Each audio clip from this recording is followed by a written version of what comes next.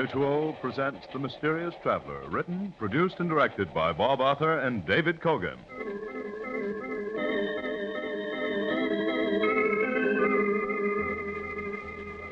This is The Mysterious Traveler, inviting you to join me on another journey into the realm of the strange and the terrifying. I hope you will enjoy the trip, that it will thrill you a little and chill you a little.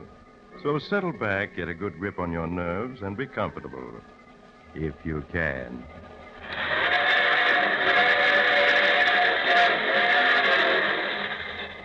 By the way, did you have a good vacation this summer? A nice, quiet time, no unusual excitement, no unpleasant events that shook your nerves so that you jump when a strange hand knocks on your window at midnight, or slow, heavy footsteps come up to your door? That's good. Then you're in shape to go on another vacation with me tonight. It's the story I call Vacation from Life. The spot I have in mind for your vacation is a tiny harbor along the northern Maine coast, an isolated beach reached only by boat from the nearest town 2 miles away, and so lonely there's only a single cottage. But it's going to be vacant soon. The present owner won't be needing it after tonight. My name is Matthew Clark. I am 40 years old, and I teach Greek in New York City. I suppose you could say I'm a typical professor, since I wear glasses, stoop a little, am absent-minded at times, and as my wife has said so many times in the 10 years we've been married, I hardly know a screwdriver from a monkey wrench or how to replace a burned-out electric light bulb. A fumbler. That's her favorite word to describe me. Well, she's going to find out it's not true. But I mustn't get excited. I won't be able to finish this if I don't keep calm. I'm writing this in our cottage on Desolation Beach in Maine. It's almost dark, and the waves are pounding on the sand. The wind is rising. There's a real northeaster coming. But 4 days ago, when I came up here to open the cottage, the sun shone, the water sparkled, and except for the driftwood and seaweed along the beach, there wasn't a hint of the fierce storms that can lash this shore. I made sure that the cottage was in good shape, aired the rooms, and put away the stock of provisions that Seth Thompson had brought from me from the village in his boat. And then while I waited for Seth to call for me, I walked along the beach, poking into the piles of driftwood like a boy searching for treasure. And I found it. I found something that set my heart to pounding and brought a flush of excitement to my face, something that roused my imagination to a feverish pitch. It was a mine. A naval mine torn loose from its moorings someplace in the Atlantic during the war and tossed ashore at last here at my feet. It was hidden under seaweed, a 3-foot steel ball with 500 pounds of TNT inside it, waiting for an incautious touch to set it off. When I saw it, I started back in alarm. And then in a flash, I knew what a treasure I'd found and what it was going to mean to me. I was gloating over it so that I didn't even hear Seth's boat arrive at my dock until he called to me. Professor, you about ready to be heading for town? I turned to see Seth stepping down off my dock. I hurried toward him. Yes, Seth, I'm ready. I was just stretching my legs while I waited. Seen you poking around that driftwood. I figured maybe you'd found something worthwhile. Seth, what I found was a very dead codfish, an extremely odorous one. Well, here's the boat. I'll get in. Professor, for Pete's sake, don't never step right on the gunwale of a boat when it's rocking. You'll either fall into the boat and break a leg or go over the side, maybe drown. Oh, yes, of course. You've told me that before, haven't you? Not more than 11 times. Yeah, I'll hop in first. Now, give me a hand. That's it. Now, jump down here beside me. Professor, look out. Ouch! Oh, Professor, when you lose your balance in a boat, don't ever grab the engine. It's usually hot. Let me see how bad you burned your hand. Well, it's not too bad. It was clumsy of me, though, wasn't it? Yeah, it was. The burn ain't bad. Just a little engine grease and fix it up. There. Now you sit down back there. Very well, Seth. And stay set down. Truth is, Professor, I don't trust you around machinery no more than I would a baby.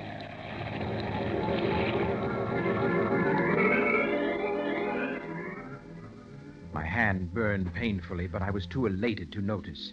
All the way back to the village, and then by train to New York, thoughts and plans raced through my mind.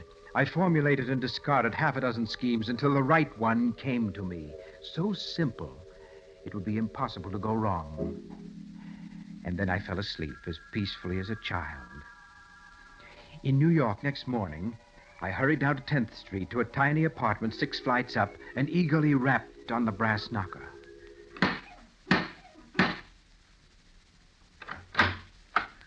Why, Matthew. Matthew, it's you. Yes, Ruth, I know you didn't expect me so early, but here I am. Oh, I didn't expect you so early, but I am glad to see you. Won't you come in? Thank you. I'll make you some coffee. Sit down and be comfortable. I'll only be a moment. As Ruth bustled around making coffee, I sat down and relaxed. The tiny apartment was soothing. There was an atmosphere of peace and quiet about it that delighted me, and Ruth herself delighted me even more. She was small, charmingly feminine. She was a teacher, too, of ancient history. We'd met during one of my summer lectures at the university and quickly found much in common. One of our favorite pastimes was to discuss the life of the ancient world. Perhaps the Punic War or the history of Greece, she from the standpoint of the historian, I from that of a student of the language and literature. Here, Matthew. Drink this. It's hot and strong the way you like it. Thank you. Oh! Oh, look out. You almost dropped it. Why, Matthew, you've hurt your hand. What have you done to it? It's just a little burn, nothing to worry about. Matthew, you must take care of yourself. I'm going to fix that burn. Have some lotion right here and bandages. You just sit and drink your coffee while I take care of it. And tell me all about the cottage and the trip and everything. The touch of her fingers was amazingly soothing, and as she bandaged my hand, I told her of my trip, though I said nothing of the mine that I'd found on the beach. She listened to me as a woman should, with interest and appreciation. She made me forget my clumsiness, my awkwardness at conversation, I cannot deny it, my insignificance in the world. No wonder I loved her with a devotion that my friends would have thought impossible in poor, dull, dry Matthew Clark, professor of Greek. It was with reluctance that I said goodbye when I'd finished my coffee. I know you have to go, Matthew, but sweet of you to drop in. You know that I'd come oftener if I could, Ruth. Of course, Matthew. I understand. Will I see you again before you take your vacation? Of course, my dear. I'll stop in day after tomorrow. And, Ruth... Yes, Matthew? I hope to have some news for you then. Some good news. Oh, Matthew, you mean... Yes, my dear, I hope so. But for now, au revoir. How different it was when I reached my own apartment in Washington Square. Louise, my wife, greeted me with a brisk contempt, which has been her attitude toward me almost from the first week that we were married. Is that you, Matthew? Yes? Oh, so you're home. Yes, I'm home. Safe and sound, my dear. Safe, but not completely sound, I see. That bandage on your hand, what did you do to yourself this time? Oh, I burned myself slightly on the engine of Seth Thompson's boat. Well, you wouldn't be you if you didn't hurt yourself somehow. Who put the bandage on? I see it's fresh. A very nice young lady in the drugstore at the station fixed it. You see, I stopped by to buy some ointment. and she Never thought that... mind the details. Now, I suppose you want me to drop everything and fix some breakfast for you. Oh, no, my dear, no. I had a cup of coffee at the drugstore. Well, thank goodness for that.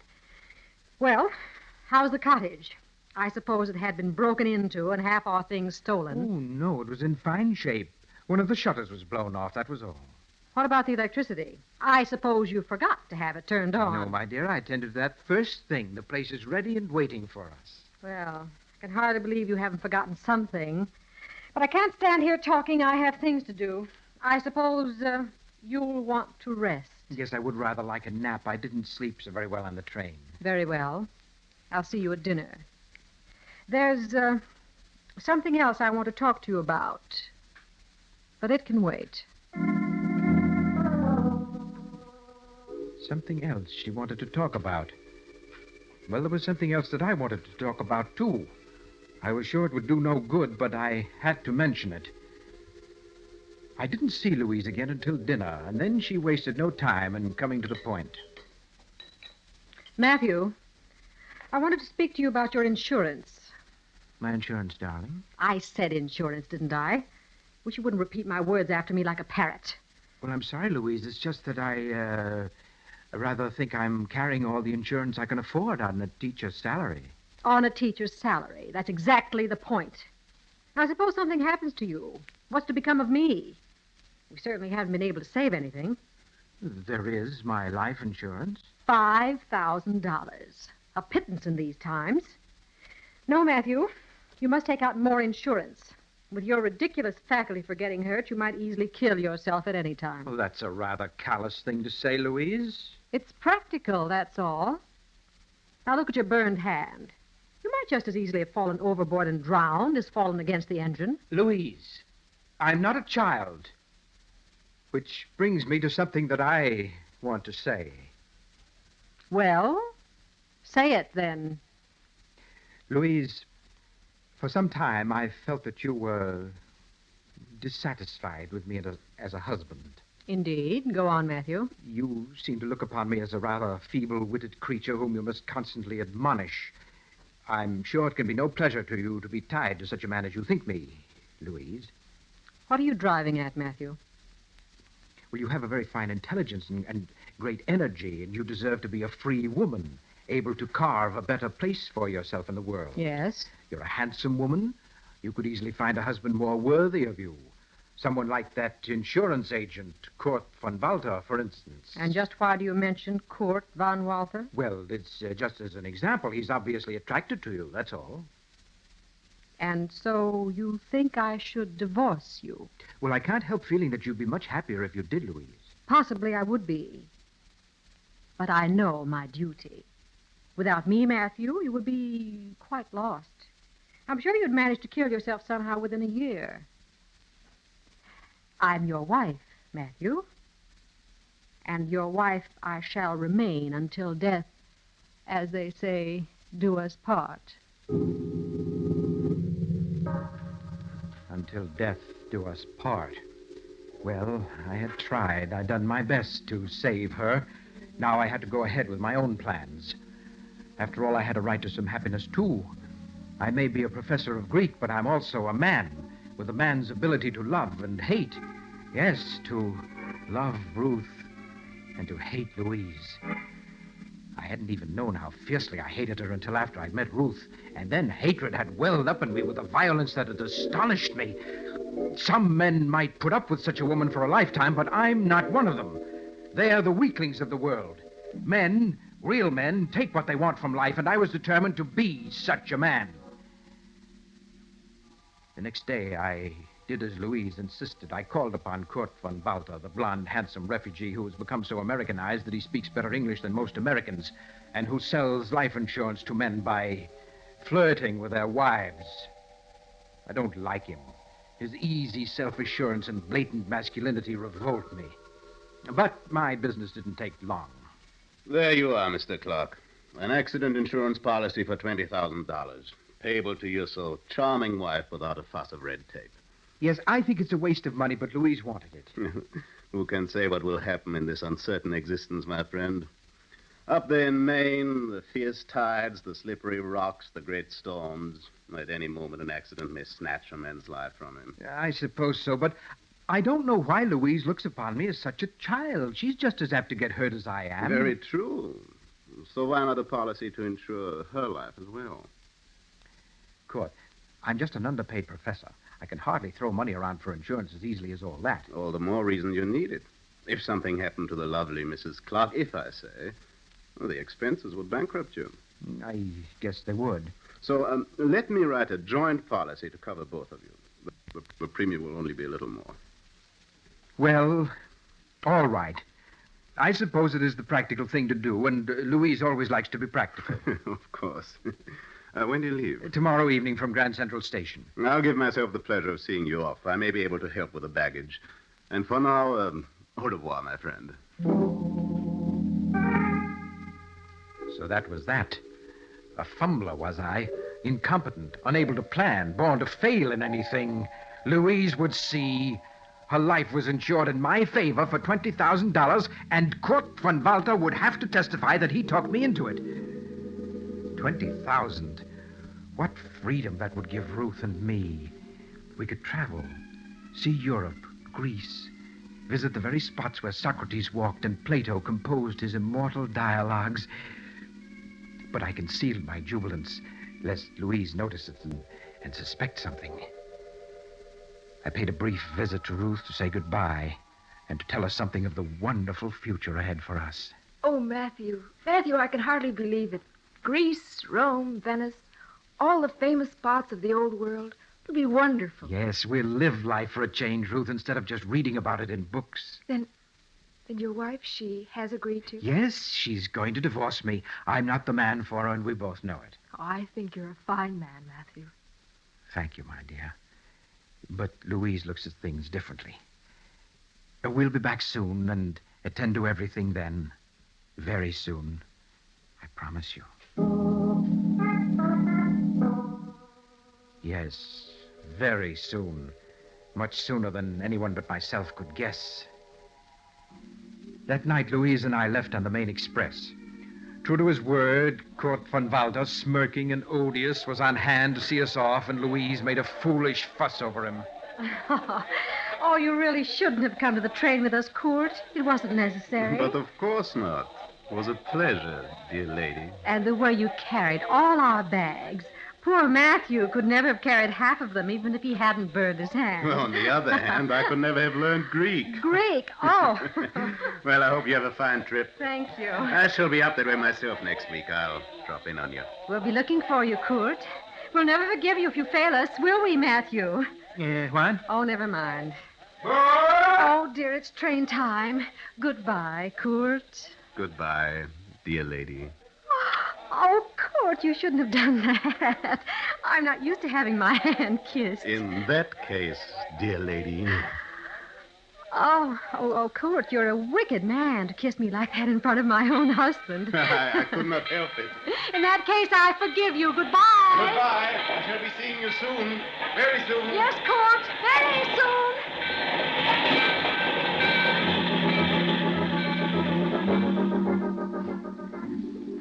I pretended not to notice Louise's ridiculous flirting with Kurt von Walter, and we went to our drawing room. The trip passed quickly, and exactly on schedule, late in the afternoon of the next day, we were in Seth Thompson's boat, approaching our cottage on Desolation Bay. There she be, Miss Clark. Cottage come through the winter right well. Yes, better than I expected, considering that Matthew closed it up last fall. Oh, the beach is filthy, though. Well, storms last winter piled up plenty of weeds and stuff. Oh, really? I expect you can burn it, though. Oh, speaking of burning, how's your hand, Professor? It's getting well, Seth. I'm still clumsy with it, but it's healing. Yeah, them burns can be bad business. I knowed a fella 3 years ago burned his hand and died of it. Yes, sir. Lockjaw. Well, here we are. At last. I'll tie her up and help you unload. Then you folks are all set for your vacation. Only you're going to have kind of nasty weather the next 3 days. What? Why, is a storm coming up? Oh, goodness, the sky has gotten gray since we left the village. And the dear. wind's kicking up. Look at them whitecaps out there. Yeah, we're in for a real nor'easter. I hope you folks ain't forgot nothing, because I won't be able to make it here till the storm goes down. A nor'easter. Well, that's most provoking. I'll be sure and lay in plenty of firewood. Yes. She'll be cold and damp till it's over. Well, I better be getting this stuff ashore. That there storm's blowing up faster than I figured.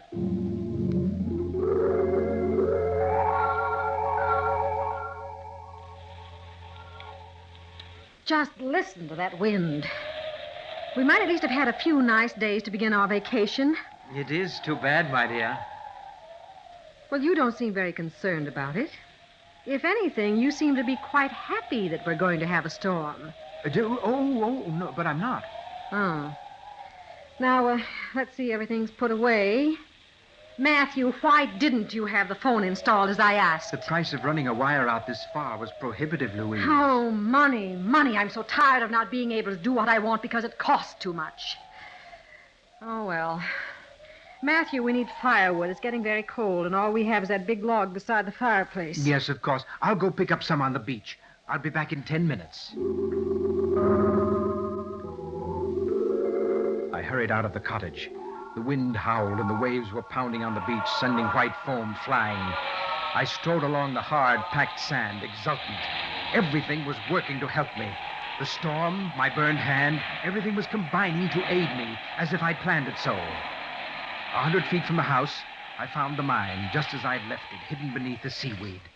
A 3-foot globe of concentrated death, nestling among the driftwood of seaweed and dead fish, covered with barnacles, so innocent looking, so deadly.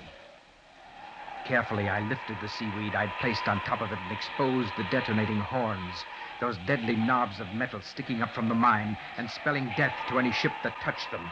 Next, I found several pieces of wood nearby, just the right size for our fireplace, and pulled from the sand a length of rope, which once had anchored a fisherman's lobster pot. And now came the dangerous part. I had to fasten several pieces of the firewood to the detonating horns of the mine, using the rope to tie them fast. With the wind blowing steadily stronger and the storm coming closer, I worked as delicately as a surgeon. A fumbler was I. Not now. In 5 minutes, the job was done. The driftwood tied securely to the detonating horns. A super booby trap for anyone seeking firewood on that beach. A strong pull on one of the pieces tied to the mine. And afterwards, what evidence would there be? It would be tragic, of course. But really no one's fault if Louise stumbled into a mine while walking on the beach. I'd mourn for a while, and then married dear, sweet, adoring Ruth. I was finished. I put seaweed back to cover the mine, leaving the driftwood on top, where it'd be easy to see and pick up. And then I hurried back to the cottage, and my heart was pounding in my chest with a noise like the thunder of the waves as I flung the door open and entered. Well, Matthew, where's the firewood? I'm sorry, Louise. It hurt my burned hand. I couldn't carry anything back. I might have known it. You can't even bring in firewood, you fumbler. Well, I did gather some. I left it on top of a pile of seaweed down the beach, but I couldn't bring it any further. Now I suppose I have to go get it. Well, I'll help you, but I can't pick the sticks up alone. Oh, no, Matthew. You stay here and get the fire started. Maybe you can chop some splinters off that log, even if you can use only one hand. Of course. I'll have a fine fire going when you get back. I can handle the axe with one hand. You see? Matthew. You're acting rather oddly. Your face is flushed. I wonder if you could be getting a fever. I don't think so. Well, then on top of everything else, I'd have to nurse you. I'm perfectly all right, Louise. And I'll have this log chopped by the time you get back. What have you done? The axe slipped. I've cut my leg. Help me to the chair. Here, take my arm. Here. Now sit down. There. Now, let's see. Oh, my Louise. Look at all the blood. It's a deep cut, I can tell you. Oh, sit still, Matthew. I can't tell a thing with you squirming so. Oh, Now, let me... It's bleeding so. Look, it's coming out in little spurts. Louise, do something. I'm very much afraid, Matthew, that you've cut an artery. Huh? An artery? Oh, no. I always knew something like this would happen someday. Louise, don't just stand there. Do something. Put a tourniquet on my leg. No, Matthew. No? What do you mean? I mean that fate has obviously intended you to die, and I don't propose to interfere. Louise, I don't understand you. What are you saying? Matthew, listen to me. When you said the other day that I should be married to someone like Kurt von Walther, you were perfectly right. I love Kurt, and he loves me. He said so. Louise, you're joking. Now do something about my leg. I'm bleeding to death. Yes, Matthew, you are. But I was talking about Kurt von Walther. If I were free, he'd marry me. I know he would. But not if I were penniless. He's European, and they're practical about such For things. the love of heaven, Louise, put a tourniquet on my leg. I know it's hard for you to grasp, Matthew, but I'm not going to lift a hand to help you. But you've got to. You're my wife. I won't be for long. Soon I'll be your widow. And I'll have a dowry of $25,000 to bring to court. You're mad. He's not really interested in you. You don't know what you're doing. I do. I'm being completely practical. When I urged you to take out that insurance, Matthew, I think I was hoping something like this would happen. Maybe I was even planning to make it happen. I'm not sure. But now it has happened with no help from me. I have a right to love and happiness with a real man, and I'm taking it. Louise, please help me. Matthew, I'm going outside now. I'm going to watch the storm come up. I'll be gone at least half an hour. Then I'll bring back some firewood. If when I come back I find you beyond help, I'll be terribly shocked and distressed. But there won't be a thing I can do about it. Oh, no, Louise, wait. I have something to tell you. I'm not interested in anything you have to say But now. It's important. You mustn't go out. You mustn't pick up any firewood. Goodbye, Matthew. Louise, come back. Come back.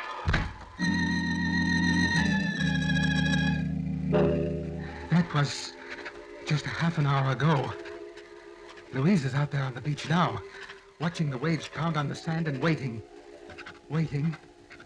And I'm sitting here getting weaker. I tried to put a tourniquet on my leg, but it only slowed the bleeding. It didn't stop it. I never was good at first aid. I never was good at anything. Just a fumbler all my life. It's too late now to help me. In a few moments, Louise will start back. She'll pick up some firewood on the beach. Probably the firewood that I left so cunningly placed because it'll be convenient. She'll pull hard. The jar will set off the detonating mechanism of the mine.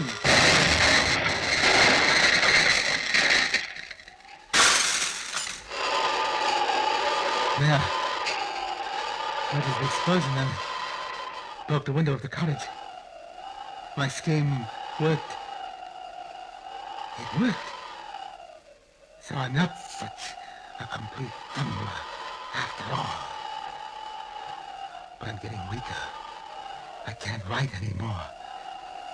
I just want to say that this is my last will and testament. The $25,000 from my insurance policies I leave to the Handicraft Foundation for Boys, to be used in teaching boys how to do things with their hands. I especially direct that it be used in teaching first aid and the use of tools, especially axes. Every boy should know how to use an axe without cutting himself.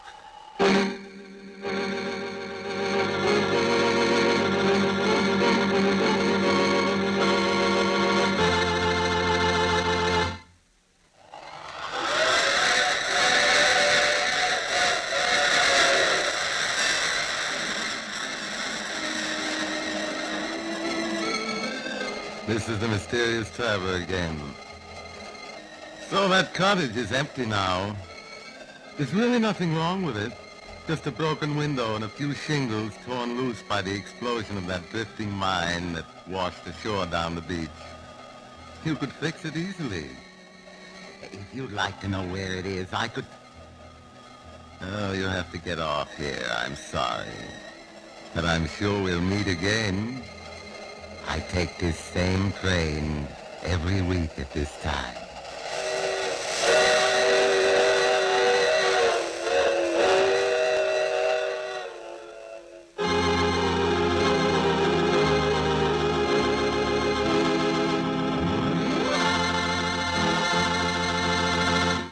You just heard The Mysterious Traveler, a series of dramas of the strange and terrifying. All the characters in today's story were entirely fictitious, and any resemblance to actual persons, living or dead, was purely coincidental. In the cast today were Maurice Tarplin, Eric Dressler, Vicky Vola, Helen Titus, and Stefan Schnabel. Original music was played by Paul Taubman. The Mysterious Traveler is written, produced, and directed by Bob Arthur and David Cogan.